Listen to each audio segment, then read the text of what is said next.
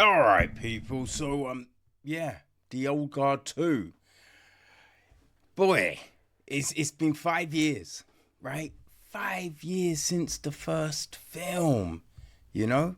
So this time around, Victoria Mahoney takes the directing chair. It is written by Greg Rucka. He returns. This time he is joined by Sarah L. Walker. Okay, the film is produced by Charlize Theron, uh, Beth Conno, Don Granger, Dana Goldberg, Mark Evans, David Ellison, AJ Dix. It is executive produced by Marco Valerio Pugini, Dennis L. Stewart, and Greg Rucka, with line production from Michael Williams. Ruth Barrett and Stefan Thum took care of the music. Barry Ackroyd is on cinematography. Matthew Schmidt edits the piece. All right, we have casting from Emily Brookman and Lucy Bevan. Pakai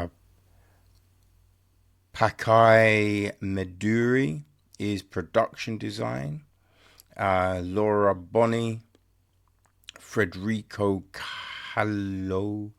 Carducci, Marco Fabato, Andrea Migalacio, Alex Stanucci, Vladimir, Andrea Simonetti, and Brizide Cisalano. Right, we're all on art direction. Set decoration, we have Tabiro Capassori, Lorenzo Di Sicils, Paolo Fernanzi, Veronica Galbercuta, Monica Garoon, Vittoria Giampoloni, and Gia Zambelli. Mary Voigt is costume design once again. And our cast. Well, obviously, we have our returners, right? So, Andy is played by Charlize Theron. We have Nile, played by KiKi Layne. There's Joe, played by Marwan Kenzari. Nicky, played by Luca Marinelli. Booker, played by Matthias Schoenaerts. Right. James Copley, played by Chiwetel Ejiofor. And in this one, Quynh gets a bigger part, right? Played by Veronica Ngô. Now, we have this time around the addition of Henry Golding as Tuah, Uma Thurman as our big bad Discord.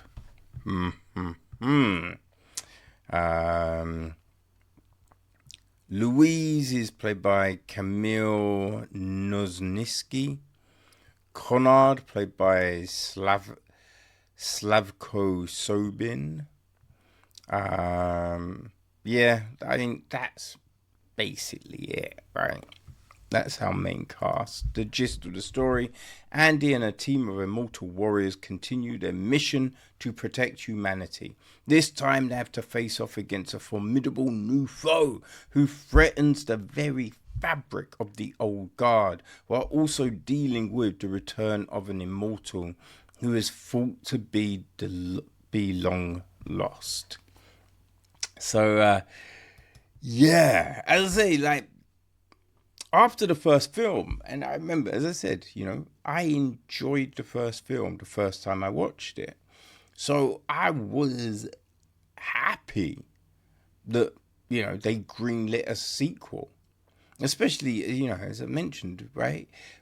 There were graphic novels. There was a comic series from Rucka to based this on. So the material was there, right? So you're like, okay, we've got stories. Let's tell them. Awesome. But everything stalled. It just got messy, right? It was made. And then there were all of these extensive reshoots. Now, sometimes when you hear about reshoots, it all turns out fine, right? There were reshoots on Rogue One, but that worked out.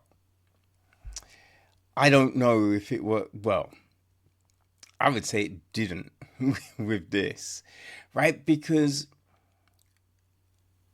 for whatever reason, this is shorter than the first film, but felt longer, right? I mean, that's kind of bizarre. It's a shorter film by, I feel, about 20 minutes. But yeah, it felt longer. We also had this weird pace to the film, right? And these things happening, and it just kind of comes across as disjointed, you know? Like, this was added in, or, you know, this was shortened, and it feels that way. You know, sometimes you'll watch something and it just seems seamless. This really did not seem seamless. This just felt so uneven. It was crazy. You know, we got this new villain, right? Discord, and we got Tuah. Two new immortals. Now, with all the lore that was set up in the first film, the new additions seem very odd, right? In some ways, this kind of felt like Highlander 2. As you know, in Highlander 1, we're told there can be only one and all of this. Then suddenly, Sean Connery's back. You know, the aliens, it was just all over the shop, right? And with this, because they're like, oh, we have dreams that connect us, right? You know when another immortal is around, right? You're meant to know all of that and sense, but they didn't know about Concord, right? They didn't know Quynh was back, right? There's all these things that are like, wait, huh? And the other big thing, because they talked about other immortals, right? Kylon in the first film. But there's no word on Tuah, right? There's no word on Discord. I think I said Concord, right? There's no word on Discord. And, you know, even if they're not your buddies, let's just say, when they're telling Nile about all of this, surely, right? She was like, are you the only ones? Well, like, I mean, we all hang out. Now, there are others, right? But we don't necessarily see them or anything like that. But we know there's more in the world. There's nothing like that. You know? It's kind of given that these are the only ones. And then in the sequel, there's these others. So it's just kind of like, wait, what are we doing? Where did all of this come from? You know, it's bizarre. You know, it's very, very odd. And that's the thing, because it does, you sense this, right? The story is all over the place. The editing is all over the place. You know, it just feels like this very odd film. You know, there's a fight scene, and at one point it looks like it's all even, and then all of a sudden the person's dismantling the other person, and you're just like, what? This is bizarre, right? Everyone's been around for so long, and you're just like, I thought you were all trained. I thought, you know, if there's this big divide in the skill set, surely, right? Surely we see that straight away, you know, which we don't. So it's very, very bizarre. It's very bizarre. What did seem weird, Charlize Theron's Andy, it's like she's gone all emo at the start of the film. I don't even know, right? It's a bit strange. Wait, we don't get any time frames. So where we are from the first film, you know, how much time has passed, right? They're interacting with Copley like we're all buddies now. So you're assuming a good chunk of time has gone. Now, you know, in the first they were like, we're not hanging with Booker for 100 years. So obviously, you know, it's not been that long, right?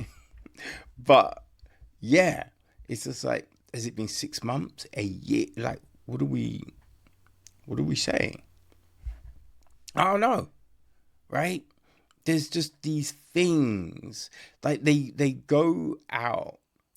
Well, firstly, there's this conjecture about what something can do, potentially.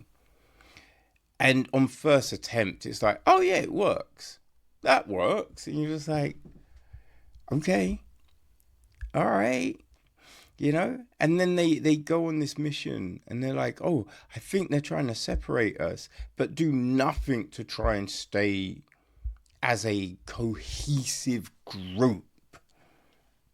Right? And it's people that have fought together for centuries, but they're all shepherded all over the place so easy that you're just like,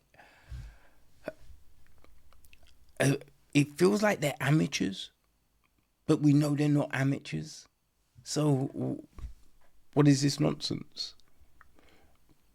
It's just a weird experience watching The Old Guard 2. Right? I think the best part of the film were the end credits. You know what I mean? Like, and the way this ends is so abrupt and so, what?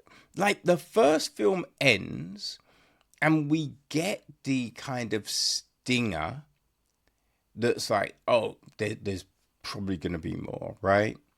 But it did have an ending. This film does not have an ending. It's straight, oh yeah, we'll you know, the third film will cap it all off. Essentially, that's it. And it felt like all build for nothing, right? All build for nothing. And even that build, it's not like it was so captivating. And so you just think, after sitting through all of this hickledy-pickledy nonsense, you're just ending it like that, right? You're just, you know, basically tickling your balls and there's no end game, you know what I'm saying? It's just bizarre. And I feel it's probably because of all of these, you know, reshoots and re-edits and just everything like that, that there was a film, it got chopped up because, you know, it didn't screen what, I don't even know. But it just feels like something that has been pulled apart multiple times, and then they've lost the instructions to the puzzle. So they're like, does this piece go here? I think this goes here. That's what this feels like. Now, I feel there's going to be fans for sure, right? There's going to be fans of it for sure, which is all well and good. I don't know if enough people will dig it for us to get a third film. When you think about the struggle just to get the second, So I don't know if we will get the third, which kind of just means you're probably going to have to read Rucka's third graphic novel, right, to finish everything off. So that was The Old Guard Tales Through Time. Yeah. I mean, what the writing and the way it's all over the place, it does seem, because Sarah Walker, she's, yeah, a lot of her career's been in soaps, right? She wrote for Neighbours, Home and Away, Wentworth, right? Just all of these ropey Australian soap operas. So you're just like, I mean, that does kind of fit with the nature of the writing on this, because it does feel very much like that, right? Because you have in soap operas, you have these weird conversations, you have these relationships that really feel half cooked. You know, it's all very quick and flimsy, and that is Old Guard too. Quick and flimsy, man. Quick and, well, I say quick, and I say it felt long. It felt so long. And so unfinished. But yeah, The Old Guard 2, it is now playing on Netflix. I will be super interested to know, how did this sit with you people, right? Did you really like the first film? And then this one comes at you, like, what's the thinking? Are you for it? Are you against it? Are you just meh? Let me know. The Old Guard 2.